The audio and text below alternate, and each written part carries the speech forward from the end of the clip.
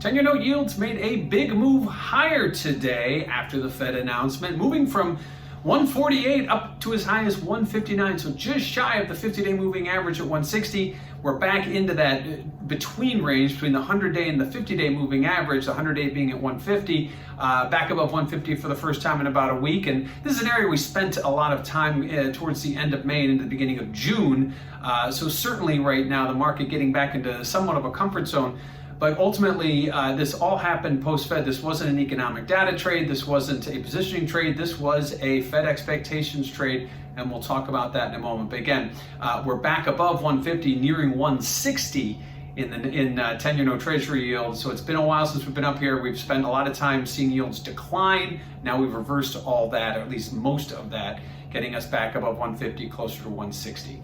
What does that mean for volatility? Well, if you check out that CVol index over at cmegroup.com, you'll notice that volatility is going higher as yields go higher, which is the historical relationship we're used to seeing. So obviously yields declining over the last couple of weeks. We've seen volatility come down. We've seen a few sparks of higher volatility during that short squeeze positioning. We saw a lot of buying come in, driving yields lower. However, now that we've reversed course, we go back to that old historical relationship. We see yields going higher. We see volatility going higher as well. Obviously, the yields can only go so low, down to zero. So when we start to see them reversing course going higher, that means there may be a little bit more to run. So right now, despite the fact that we see a lot of positioning in options that suggests that there was higher expectations of this happening, at this point we are seeing volatility go higher as yields move higher as well. And lastly, let's talk about what did the Fed say at FOMC today. Well, they did have a bit of a more hawkish tone, that we were not expecting any kind of rate hike. We were not expecting any kind of change in asset purchases, and we didn't get that.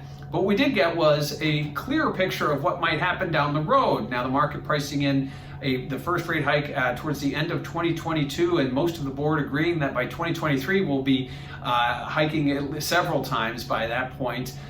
Looking out at the Fed Fund futures, we see that end of 2022, we see the Fed Fund rate roughly around expectations around 25 basis points.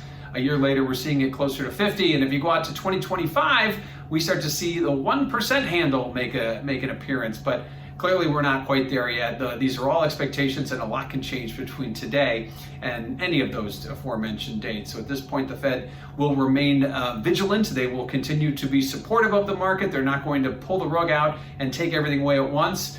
Clearly, this makes the Jackson Hole Symposium as well as the September FOMC very important. That could be the time when we begin to talking about tapering, because that'll be the first step that the Fed makes. They've made that very clear. But certainly they want the economy to continue to grow. They want to be able to watch inflation, make sure that it isn't going to be a long, persistent rise in inflation like we've seen this year, and that it is more transitory, as they've said. But as I aforementionedly mentioned, that the Fed now acknowledging that maybe inflation could be higher than they had anticipated for a longer period of time.